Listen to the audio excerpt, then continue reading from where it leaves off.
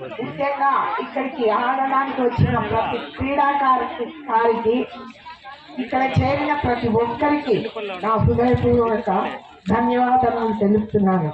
ఒకవేళ మనం అనుకున్న విధంగా మనకు ఈ ప్రభుత్వమే కానీ రాకపోయింటే ఈ విద్యా విధానం అనేది కానీ ఎప్పుడో ఇంతవరకు కనుమరుగైపోయి ప్రైవేట్ రంగానికి వెళ్ళిపోయేది.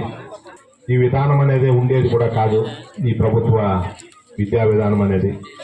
యువ ముఖ్యమంత్రి వైఎస్ఆర్ కాంగ్రెస్ పార్టీ అధికారంలోకి వచ్చిన తర్వాత తీసుకుంటా ఉన్నటువంటి సంక్షేమ అభివృద్ధి కార్యక్రమాలతో పాటు వేదిక మీద ఆసీనులైనటువంటి గౌరవ పూలపాడు గ్రామ సర్పంచ్ ఎంపీపీ గౌరవనీయులు సఫిరాలు కుసుమకుమారికి, మిత్రులు సింగల్ విండో చైర్మన్ కేశవరెడ్డి గారికి,